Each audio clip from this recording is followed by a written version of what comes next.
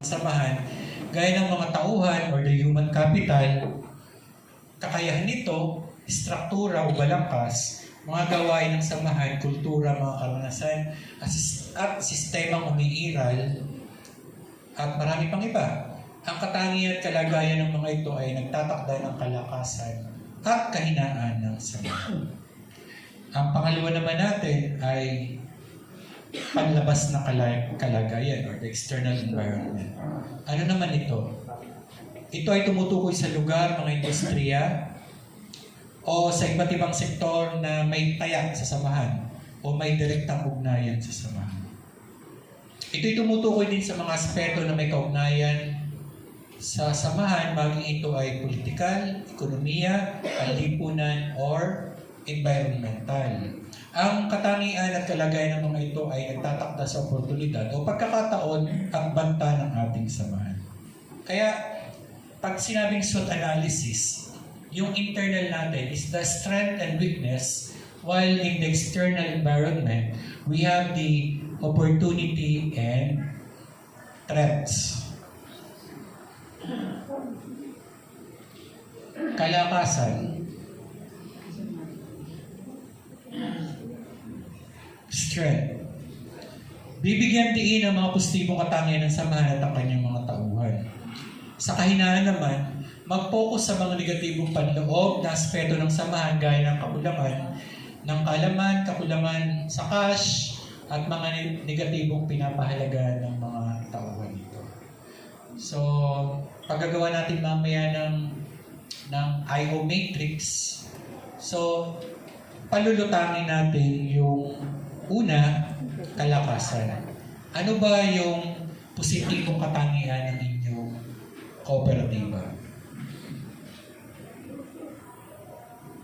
Sa kahinaan or weaknesses, ano ba yung mga negatibong panloob?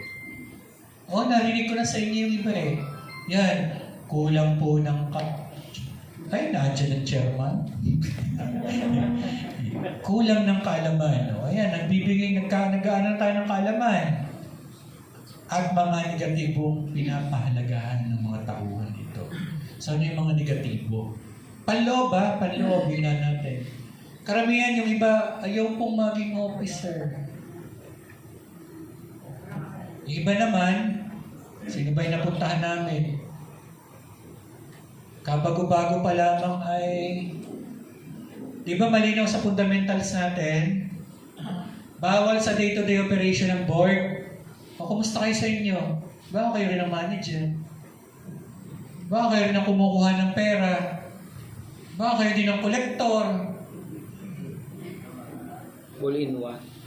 Hindi pwede yun. Malinaw yan sa governance natin. Sa fundamentals, tinuturo sa inyo. Ano yung gawain ng board? Ito, strategic plan.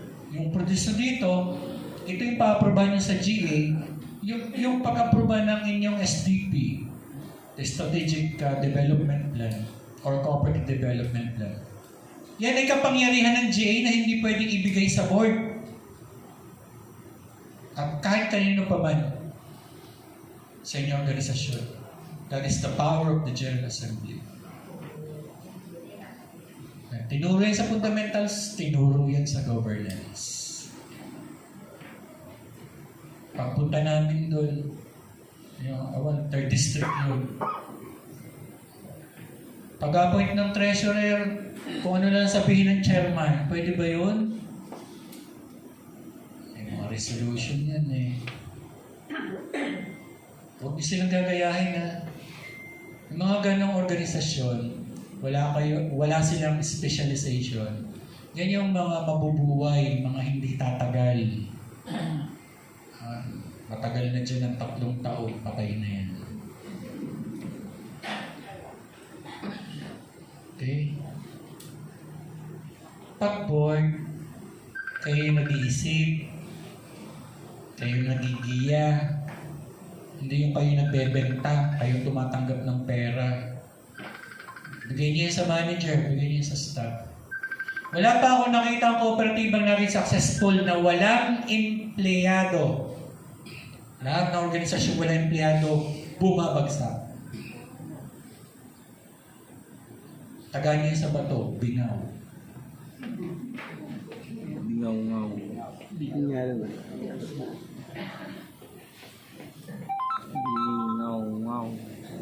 Yan yung dinidiscuss ko lang kahinaan. Pagkakataon o oportunidad. Isulat ang mga oportunidad na nakapalibot sa samahan na maaaring magamit, makuha ng samahan gaya ng kasalukuyang teknolohiya. Halimbawa, nakakakuha kayo ng laptop sa TESDA. Bentahan. Binibigyan kayo ng prioridad sa trading post, walang bayad. Nakakautang kayo ng walang tubo. Nagbibigay ang paksedo ng pondo. Dapat tinaway sir Nagbibigay. Alam nyo, maniwala lang kayo magbibigay. Ang tagal ko sa Cavite. Sa Cavite, automatic yan. Ang lahat ng kooperatiba binibigyan ng 20,000. In a yearly basis. Since 2015 nandun ako, lahat ng kooperatiba, regardless, may 20,000. Provincial government of Cavite. In Batangas, they provide 10,000, 15,000, or 20,000 for all cooperatives in Batangas. See that?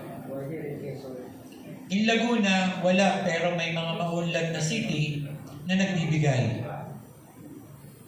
Santa Rosa, Calamba, mahina dyan 20,000. Kaya sa tingin ko, kasunod na ang Quezon.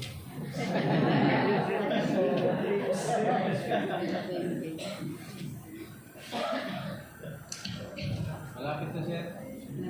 Ipakita niyong buo kayo, ipakita niyong marami kayo, sinasabi ko sa inyo, magkakaroon. Na-assign ako ng 3rd District ng Batangas. Lalo na si Gob Mandanas. Yung water service cooperative dyan, binigyan ng overhead tank worth 4 million. Yung 20,000 na binibigay sa Cavite, pang GE lang yun. Para hindi magutom yung membro.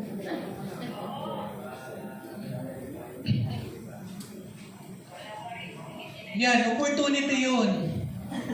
Yung ibang agriculture cooperative sa Cavite, imbis na ipang merienda nila yung 20,000, ibinili ng laptop kasi kailangan nila laptop.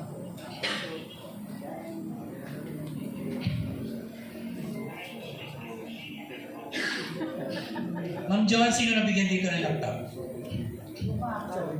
Wala dito. Sino yung namimigay ng laptop? Ilan yung pinamigay niyo? 1 Ayun, 250,000 ilang binigyan niyo?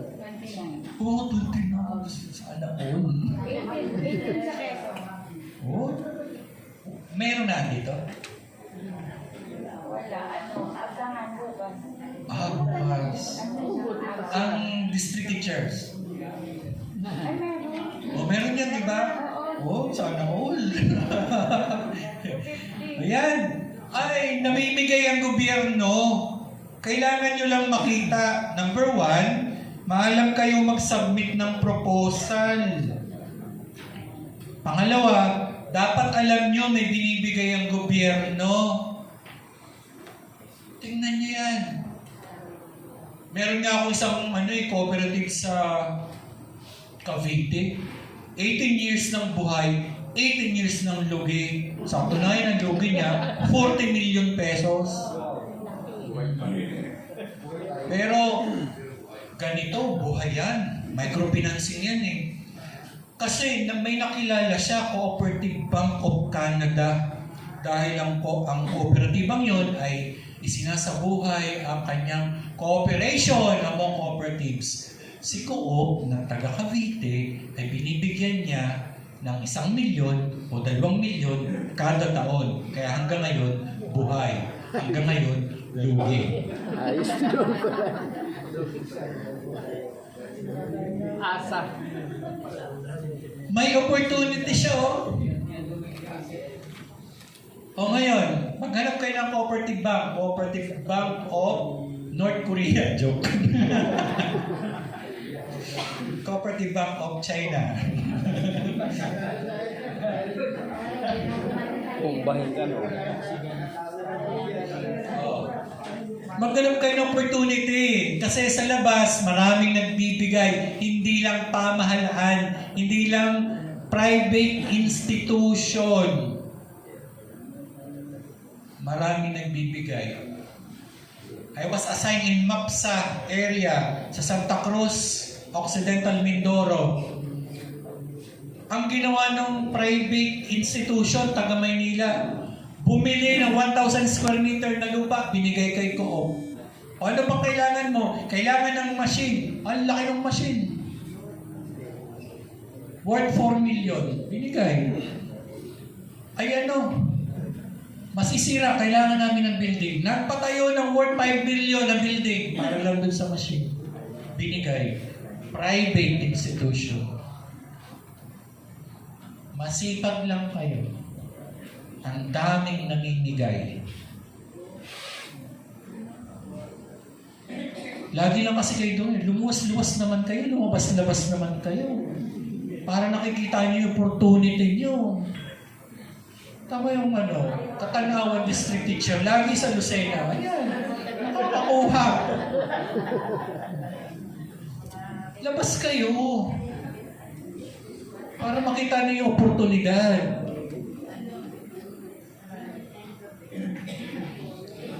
Banta. Walang iya ka. Pagpunta ka sa amin, tatagayin kita. Nagbabanta. Ha? Hindi ka nagbabayad ng utang. O isulat ang mga negatibong aspeto na maaaring may direktang epekto o kaugnayan sa samahan na maaaring maging dahilan na pagbagal ng pag-unlad nito, gaya ng pulisiya ay pinapatupad ng samahan, pagkakaroon ng mga kompetensya, at pagbaba ng pagkukunan ng mga materyales. So itong banta na ito mostly ay internal, halimbawa, namimili kayo ng kopra, hindi nyo naman sakop ang presyo ng kopra, binili nyo ng 12 pesos. Pagdating sa pabrika, 7 piso na pala. Lugi ka na. Ay, nag-recycle pa. Naku. Yun yung yung mga banta. Dapat may mga panlaban kayo dyan sa mga banta na yun. Banta. So, both the opportunities and threats are external in nature.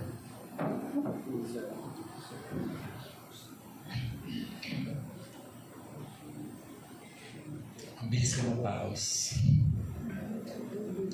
Nag-enjoy ako sa inyo. Napaka-reactive niyo. Environmental analysis can focus on the areas of concern, kagaya po ng sa iba hindi niya i-discuss. The social factors. Yan. Mostly sa social factors yung trends. Marami na nagsara ngayon kasi mas mura sa Shopee, sa Lazada. Political factors. Yan.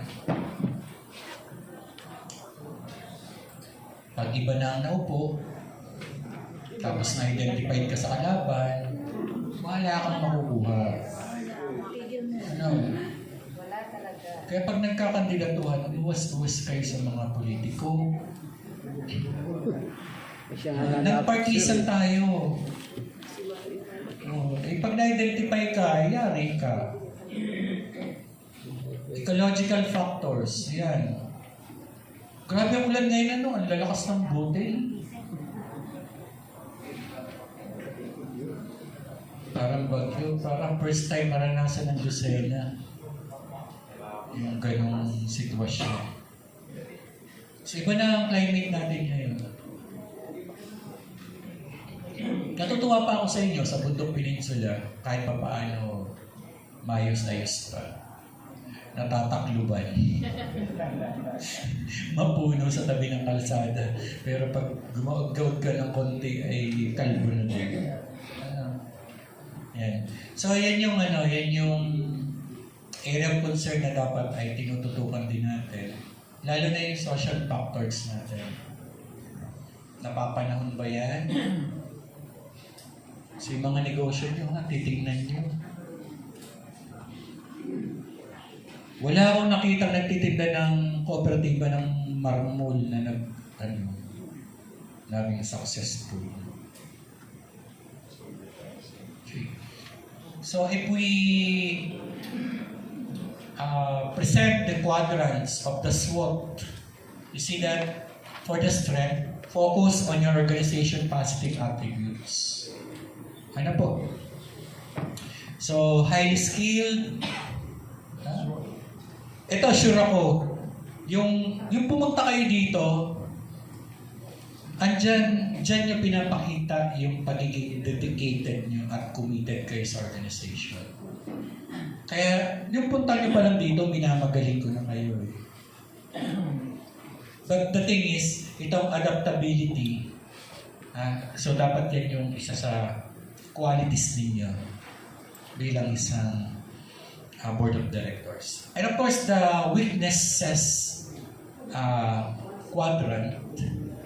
So concentrate on the negative internal aspects. Ano yung mga nararanasan yung balakid? Diba? Yan, lack of adequate skills.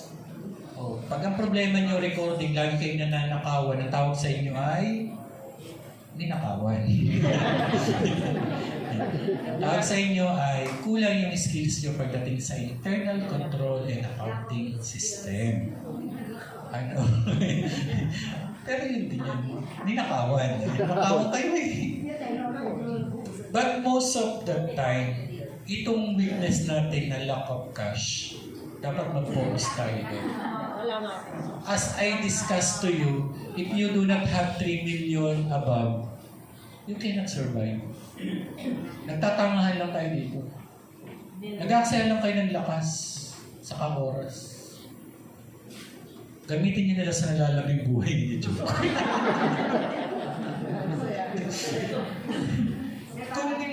Hindi, hamon ko yun sa inyo. Pagagawa niyo ng plano. I-plano niyo from micro to small cooperative. Ganun dapat. Abrupt. Anong gagawin?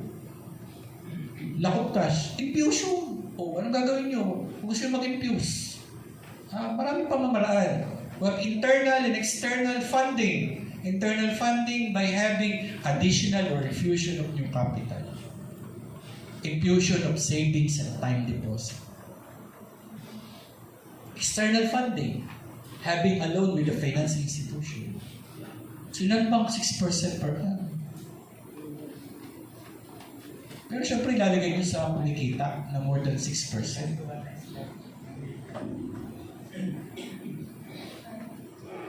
Negative values. Wala pong pakialam sa amin ng membro. Paano nung inakit mo, uy, makakautang ka. Dapat kasama mo sa krusada ng Santo Rosario. Iisa ang adhikain ninyo. Alam, matutuwa ako sa mga kuya ko. Hindi naman nagkakala yung mga edad namin yan. Nung panahon namin, ibang indoktrinasyon. Pagdating sa mga simulain, mga konsepto, mga prinsipyo na ipinaglalaban upang manatiling buhay.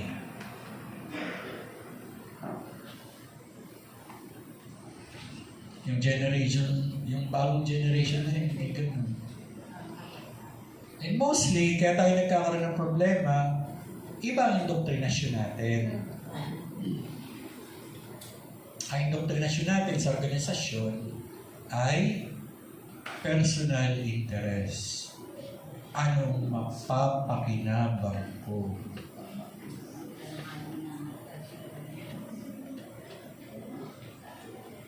So yung mga ganun tao, hindi sila superheroes na kagaya nyo. Okay, opportunities. Ilista nyo yung mga external opportunities na magbibigay ng benepisyo sa inyong organisasyon. O ayan, nasa Bundok Peninsula kayo, ang top pa yung market ninyo. Bakit yung mga taga Batangas yumaman sa inyo? Kayo taga Quezon, sa inyo nang gagaling. Bakit kayo mahirap pa rin? Ano, tanga lang, napaglalangan? Paulit-ulit? Totoo. Sabi nung kagtuwa tong mga to. Pasensya po tayo. Somehow naman, lumaki rin ako sa General Luna. Mga Yulde. General Luna. Okay, tatay ko Yulde. Okay, sige.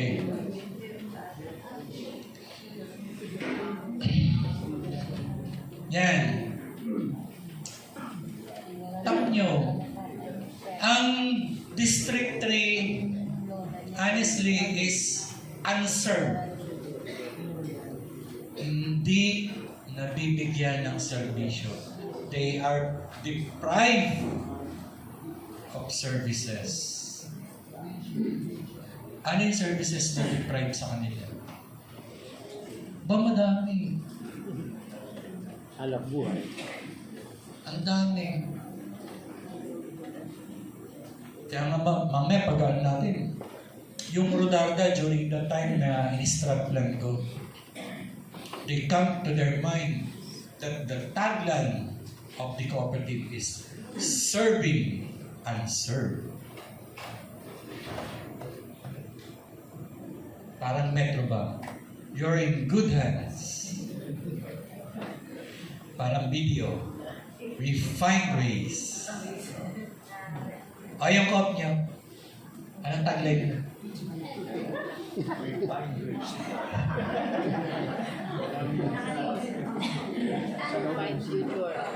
Ialis ko to. Pansin nyo, this is the tagline of the CDA.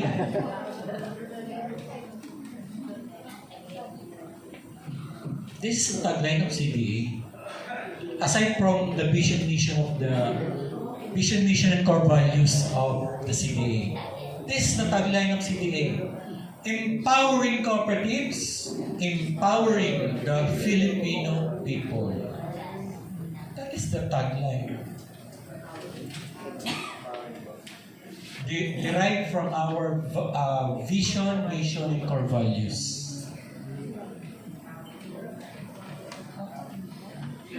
So siguro mas maganda yan, lagyan nyo ng tagline. Yung inyong ko, you're in bad hands. I-scam nyo lang pala. Mang-scam lang pala.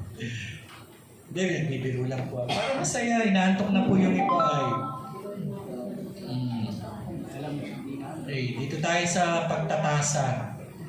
Nasa SWOT analysis na tayo.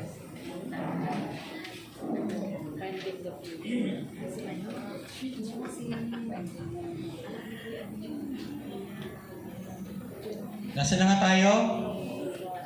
Pagtatasa. Dito na tayo sa yan, pagta. Ito yung huli natin usapin. Yan, nagbabanta kayo eh. Layasap kita. Gaya ng pulisiya ay pinapatupad ng samahan pagkakaroon ng kakumpetensya at pagbaba ng pinagkukunan. Even you are both cooperative in Katanawan, Makalelon, you still competitor. Competitors pa rin kayo.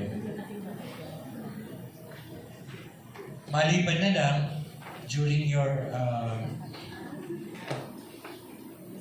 strategic plan, that 5 years to 10 years from now, both agriculture cooperative in Macalelon will merge or consolidate. Yan. Nasa plano yun. Bakit ba nagko-consolidate? Tingnan mo, Robinson Bank nag-merge with the BPI. So, mas malaki na yung BPI. Ang Land Bank at UCPB, wala na UCPB, mas malaki ngayon ang Land Bank.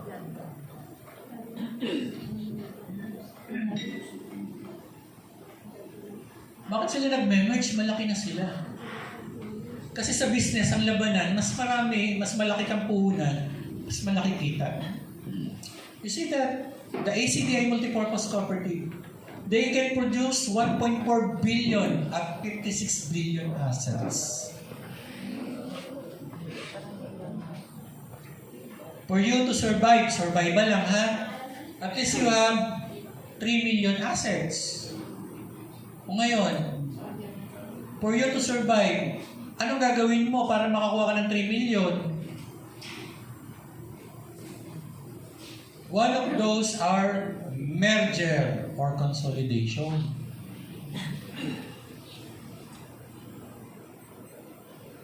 Kaya yung iba tinatarget nila, first principle. Ano nga first principle? Voluntary and open membership.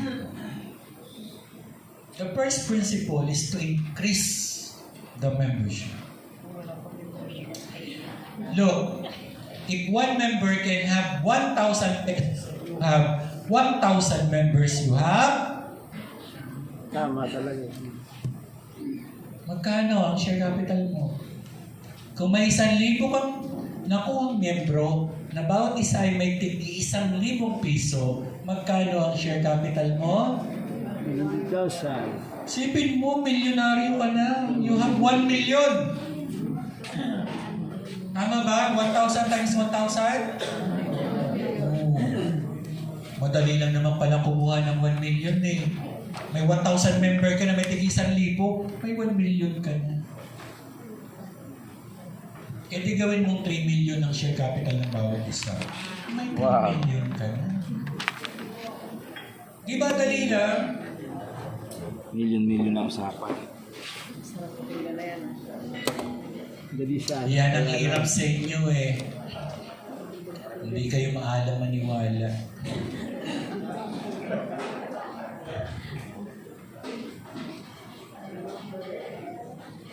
Okay.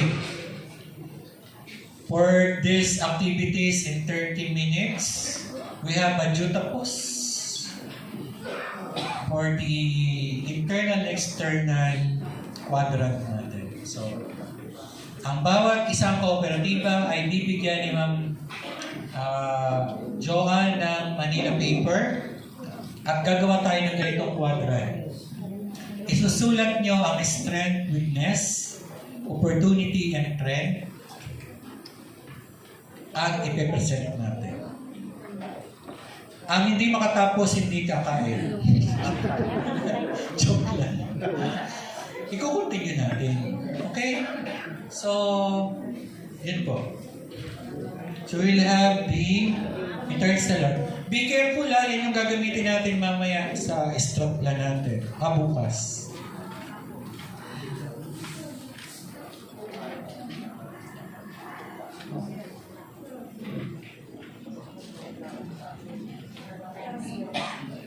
So, gagawa tayo ng IE matrix.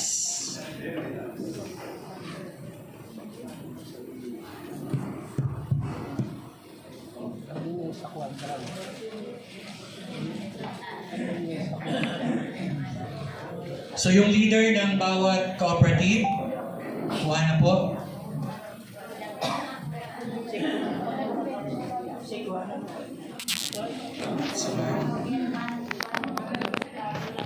No. Ayun, yan. Kuya, parinig na siya. Tayo ng